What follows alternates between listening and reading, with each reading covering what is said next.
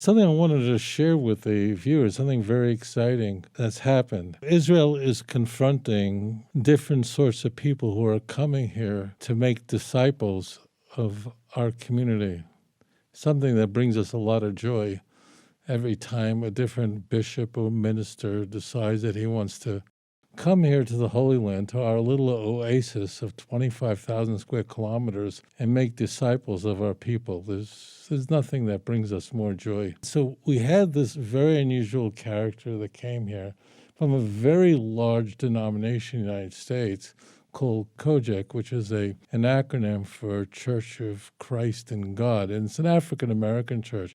And this guy was very different than any of the other characters that would come in here, in that he was interested in making disciples, baptizing Ethiopian Jews, black Jews. He says, I'm of African descent, and after all, 150,000 Ethiopian Jews they're African descent. We share that common connection, and therefore he felt very confident he's going to come here and baptize and fulfill the Great Commission of Matthew 28, here in our home in the land of Israel. And I was able to capture the videos in which he bragged about what he planned to do here, and we talked about it on this show. And this not only stunned the Jewish world that such a thing was possible, but it alarmed the Ethiopian Jewish world here in Israel, 150,000 Ethiopian Jews.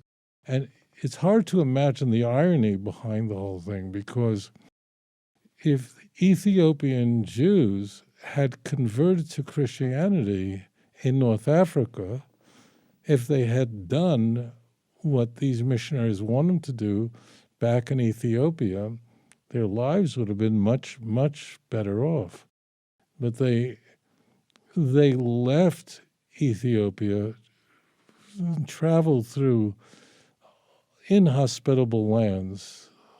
Many of them perished along the way to come to Israel and be restored back to their land and their people, and it's just a very, very special thing. So if they wanted to convert to Christianity, they would have done great doing that in Ethiopia. They wouldn't have to go through the trouble of coming here to Israel. And imagine coming here to Israel only to find out that Bishop Glenn Plummer wants to come here to bring them the gospel. Could you imagine that? And COJEC, his denomination, as I said, 6 million members strong African-American church, they were partnering with so many Messianic congregations here in Israel, specifically targeting Ethiopian Jews, specifically bringing black Jews, that we have 150,000 Jews in this country from Ethiopia, and 65% of them are not the people who came from Ethiopia. They're the new generation.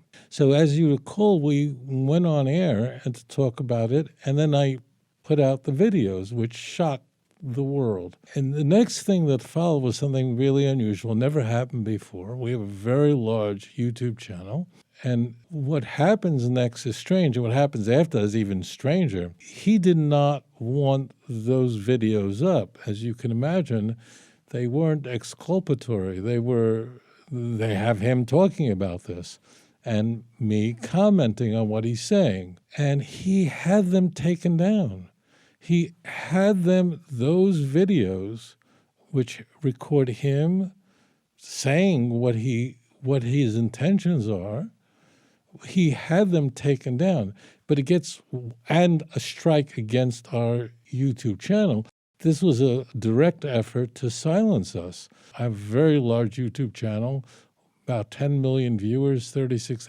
No one's ever done that before, because this is standard fair use. And then I look at, this is going to just blow your mind away. Then I look at the company that filed the copyright infringement, and the name of the company is Zeus Entertainment. Zeus Entertainment. And I'm going, I looked at the calendar, if this was April 1st. Like Zeus, like the name of the Greek god, is taking down of videos done by the Church of God in Christ that they own. And then I went on YouTube to look up what Zeus Entertainment. I'm not even going into that. And no one was going to silence us. And we had got a wonderful attorney. And I just want to take out a moment to thank Michael Chesel, who's a fabulous attorney who really fought for us. And thank God it was a fight, but no one was going to censor what we were doing, perfectly legal, on our site, and expose what was happening here in Israel. And thank God this week, I am happy to report to all of you that the 3 videos that were removed from our site and the strike that was marked against our site, the videos were restored and the strike removed. And I just want to thank Michael, our attorney.